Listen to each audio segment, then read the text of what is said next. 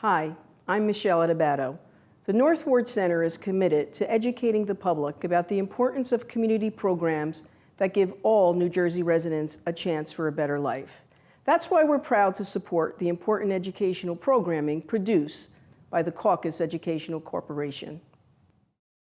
Funding for this edition of One-on-One with Steve Adubato has been provided by Fedway Associates, the Fidelco Group, the North Ward Center, Valley Bank, United Airlines, Adler Aphasia Center, helping stroke and brain injury survivors recover their speech, and by Kessler Foundation, changing the lives of people with disabilities. Promotional support provided by NJ Biz, all business, all New Jersey, and by the New Jersey Business and Industry Association. This is One-on-One. I'm an equal American just like you are. The jobs of tomorrow are not the jobs of yesterday. Look at this. You got this? Here it is, man. Look at that. Life without dance is boring. I don't care how good you are or how good you think you are, there is always something to learn. Do you enjoy talking politics? No. People call me because they feel nobody's paying attention. Our culture, I don't think, has ever been tested the way it's being tested right now. Such a good question. High five.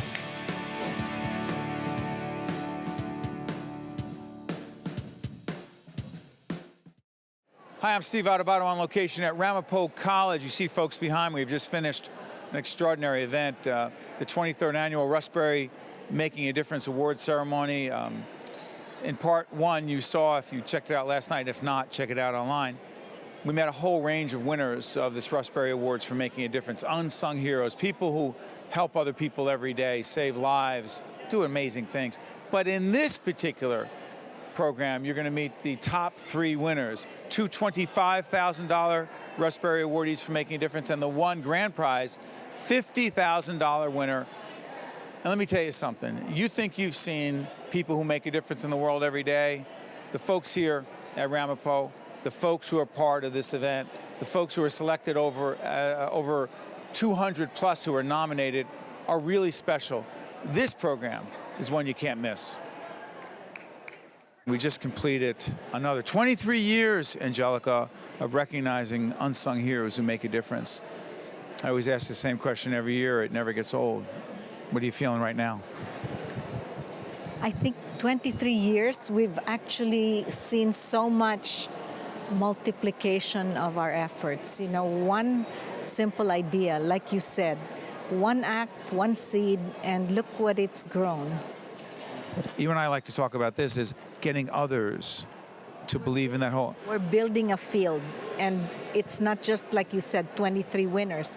It's over 3,000 nominees. And if we can even get them to connect, to get to know about each other. And some of them do. And many of them have said one helps the other one starts to partner with another.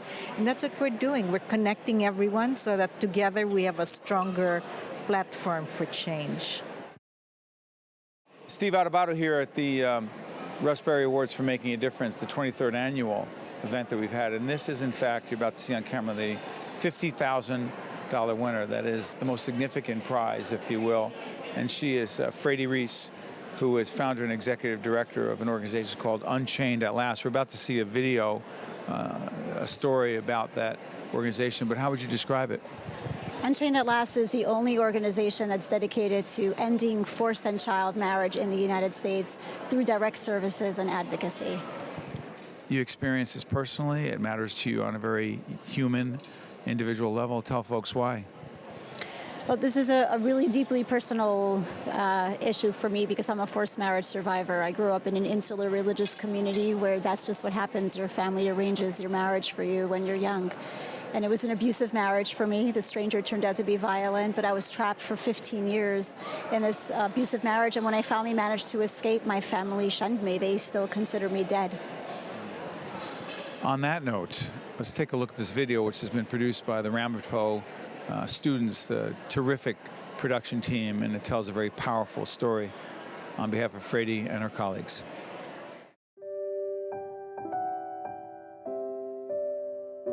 I am Fraidy Reiss. I'm the founder and executive director of Unchained at Last.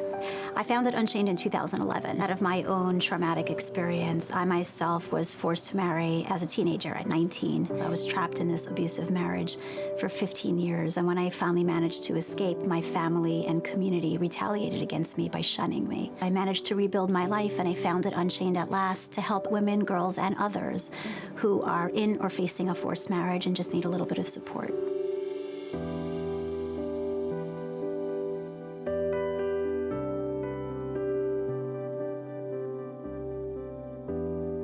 We've worked with more than 530 survivors, most of them women and girls, but there's also sometimes families use marriage as a form of conversion therapy when an adult or minor child comes out as LGBTQ. So we provide really comprehensive, wraparound, often life-saving services to those who are trying to say no to a marriage, either that's being planned for them or that's already happened.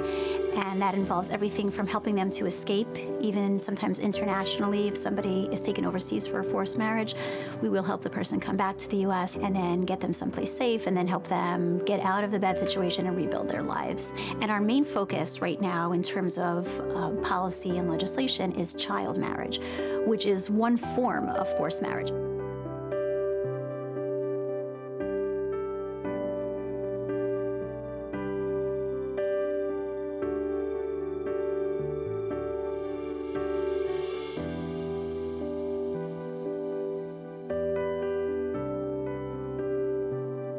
More and more girls under the age of 18 were reaching out to us at Unchained to beg for the same help that we were providing to adults, and we realized there was almost nothing we can do to help them.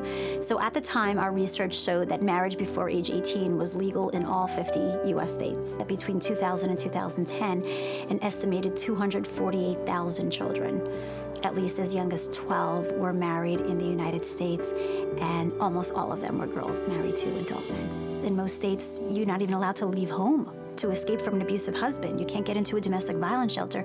You can't even file for divorce in most states because you can't bring a legal action in your own name.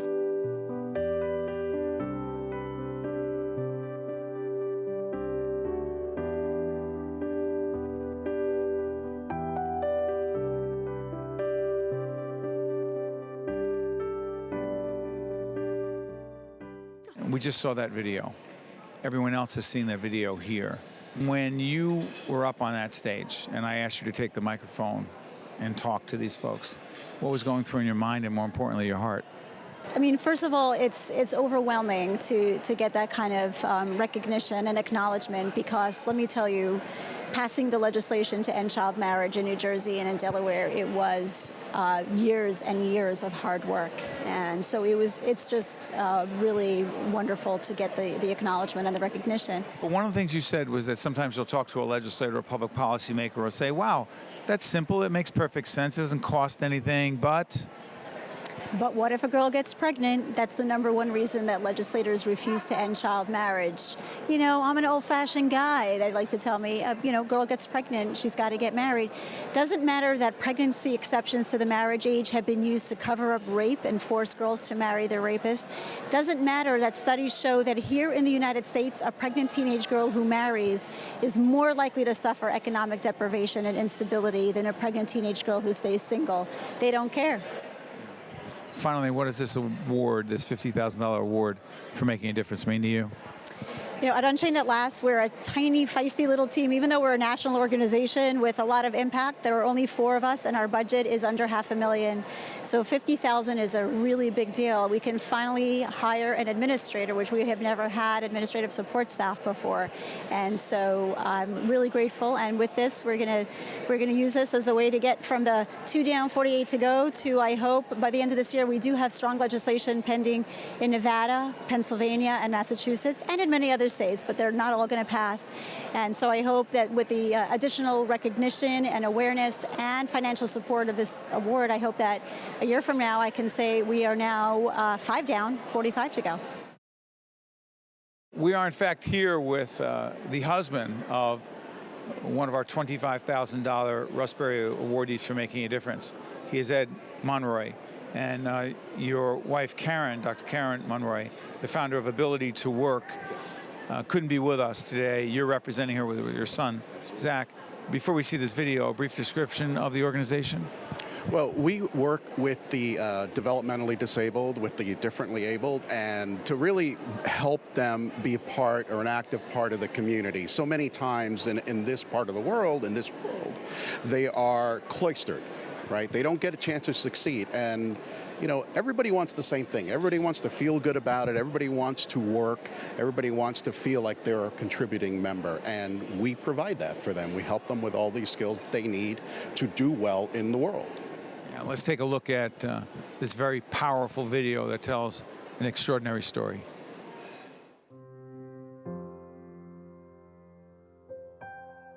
I'm Karen Monroy, PhD. I am the founder and CEO of Ability to Work and Grateful Bites. About 5 years before my son began to age out of school, and he has autism. When you're differently abled, aging out means that you don't get to be at school anymore. I started looking at what was available for him. And I quickly concluded there was not anything that I thought a human being should be at. He was just one of thousands and thousands with autism who deserve to have a life that they could thrive in.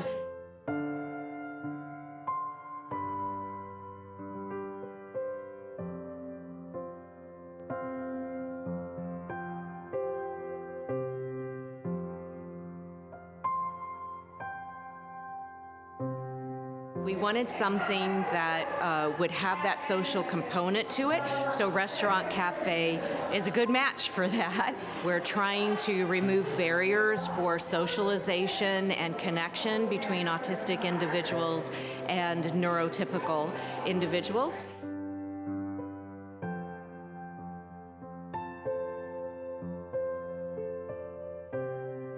First, we work on doing the job 100% correctly.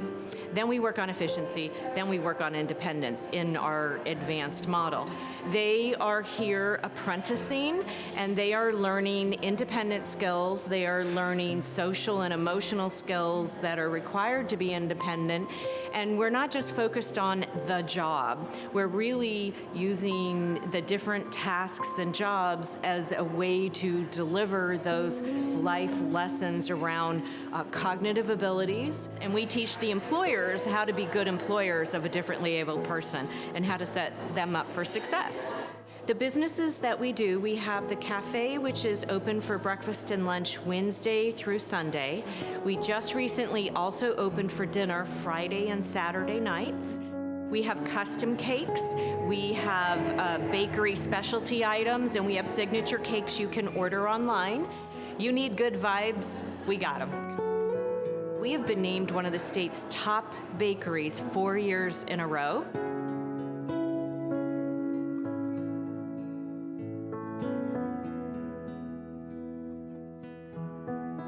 And some apprentices prefer other kinds of jobs. We have some who love the bakery. We have some who love up front. We have some who love the farm. It's nice to be able to provide a choice. The more we make room for organizations like Ability to Work to blossom and grow, the more they're going to blossom and grow. Our goal is thriving. The Russ Berrie Award selection, it's beyond heartwarming because it's an affirmation of like, oh, somebody gets what we're trying to do. We just have so much gratitude for that. I mean, so besides the honor, it is a sustaining nugget for our soul.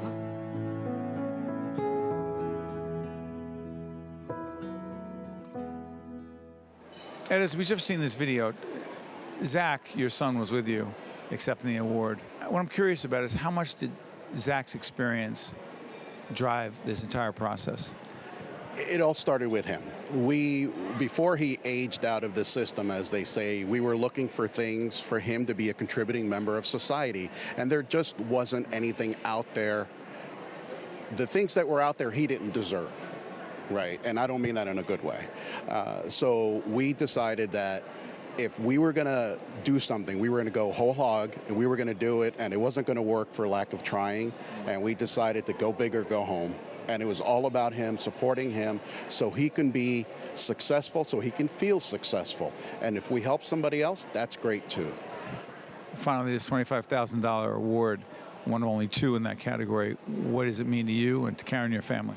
Well, it's going to be amazing because it's going to go straight to ability to work, and it's going to go far. I mean, that's going to make a huge impact on what we do, whether that's our organic farm or whether that's an additional apprentice we can help bring on. So it just opens up a whole bunch of new doors for us. To see more one-on-one with Steve Adubato programs, visit us online at steveadubato.org. If you would like to express an opinion, email us at info@caucusnj.org. Find us on Facebook at facebook.com/Steve Adubato PhD and follow us on Twitter at Steve Adubato. So thank you to the Berrie Foundation. Thank you to Mr. Berrie for helping us see that there are other people out there doing good things. So I want to thank all of you for helping us to achieve a world where a girl is never a bride and where every adult is free to choose whether, when, and whom to marry. So I invite you all to please continue supporting everyone who's here today. Congratulations to every honoree and every past honoree. We're here with a very special young lady who was our $25,000 winner of the Russ Berrie Award for Making a Difference, Melina Garcia, Executive Director, Union City Music Project. I blame Melina because I told her not only are my allergies a problem with my eye being red, I see it, it's that when I read your story and saw the video we're about to see, like so many others here, it became very emotional. It was emotional for you as well, wasn't it? Very emotional. I really was not, I did not know coming in that I would be one of the three top winners or honorees. So I was very, very moved. You know, Angelica Berrie and I were talking beforehand, and she said that your story was especially powerful for her because growing up in Venezuela, you took that experience of what you saw and the appreciation of music and you wanted to bring it here. Why? Well, in Venezuela, as many people know about it, but el sistema de orquestas, it provides free instruments, free lessons to the most underserved children and back home. Right now, Venezuela is going through so many things. And when I moved here to the United States, I always wanted to learn a musical instrument, but my mom emigrated here. Sure. Once I became a mother and I realized what was going on in my community, that kids maybe didn't have the ability to afford music education or art, a structured arts program, I decided I would stay in Union City. I would be a role model for the community. And I would provide opportunities to these kids who wouldn't have access to this type of opportunities. Let's take a look at the video that tells a story in pictures and music. It's beautiful. I'm gonna come back and talk. Check it out. My name is Melina Garcia, and I am the founder of the Union City Music Project. I started Union City Music Project in 2012, March 2012. That was the first group of kids that we started the program with. So I realized there were no structured programs that were based on art and music. We don't have a Boys and Girls Club. We don't have a YMCA.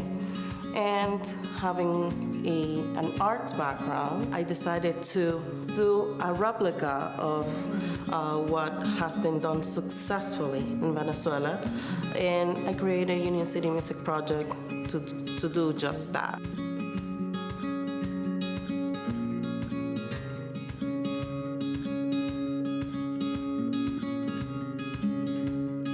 Parents paid between $30 to $40 a month.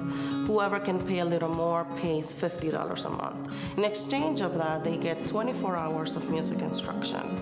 They also get to go to really exciting places like Princeton University. They're going to be playing on April 28th at Princeton under Gustavo Dudamel from the LA Philharmonic.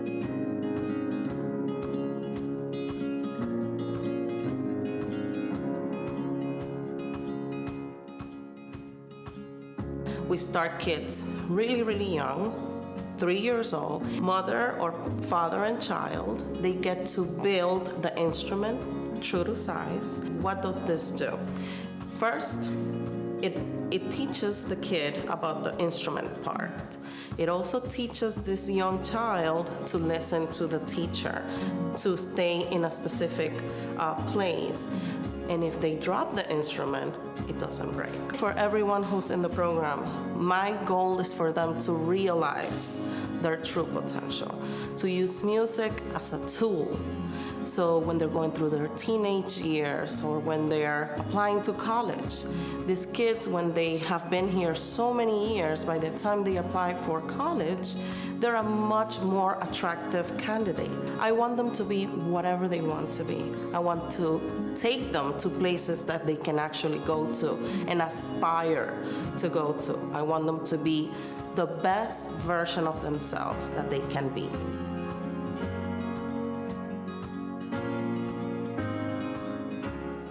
I know you were somewhat surprised when your name was announced, but you came up with your daughter. Tell everyone what that moment was like. I'm sure we'll show some video of it as well. For me, as a Latina, as a Hispanic woman living in a predominantly Latino community, especially in this era that we're living in, I want to make sure that my daughter also feels empowered. How old is she? She's 10, and she is in the program since she was 3 years old. But the program is not for me. The program is for the kids, and she is a member of the orchestra, and I want to make sure she feels empowered, and she knows she belongs in the program. But to me, it was very important, and she asked me, she actually had the initiative. She said, "Mommy, if they call you, would you bring me up with you?" And I said, "Absolutely, this is for you." How proud a moment of that was that for you? Very, very proud. First of all, that she's very, she's not shy, but she's, very poised little girl. But whenever she really wants something, she will let it be known. And I was proud that she took that initiative, that it wasn't me telling her, "Come with me," but rather she said, "Mommy, I want to be there with you." She's proud of you. We're all proud of you. Congratulations. Thank you so much. We're at Ramapo College. This is the Russ Berrie Awards for Making a Difference. 23 years we've been doing this ceremony and the luncheon. And one of our very special guests is Holly Schepisi, a state legislator. She is also, you have a relatively new position at one of the major healthcare organizations in the community. Talk about that. So I am now the president of the Foundation for Holy Name Hospital, as well as the vice president of the Hospital for Development. We work very closely with the Berrie Foundation, which and they've been amazing. And in fact, one of our volunteers at the hospital was nominated today for one of these awards, and it's just indicative of why this is so important. We have a 90-year-old volunteer who is beloved in the community, who goes to the hospital every day, and that is the essence of why these awards are so important. Yeah, usually the Assemblywoman and I are talking about public policy, political issues, taxes. No fun, but But this is a fun event. This is an event to celebrate people who are heroes, unsung heroes, people who make a difference every day. What's it like for you outside of your everyday legislative life to be at an event like this? It shows the humanity. The day-to-day political scene is generally, you're hearing about people fighting and being antagonistic. Everybody in this room is here because they care about their fellow person. They put aside political ideology, they put aside whatever, and they do it because they passionately believe in helping others. And that is what today is all about. Finally, what would you say to all those who say, wow, it's great that they're making a difference, but what difference could I make? Again, by the way, you'll see the information on your screen right now where nominations are being taken all the time for potential winners of the Russ Berrie Award for Making a Difference. My question, Holly, is someone says, I can't make a difference. You say? Everybody can make a difference.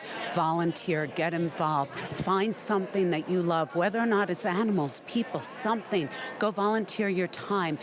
Every foundation that I have ever worked with is desperately seeking people to get involved. And every dollar, every hour that you spend actually helps somebody else.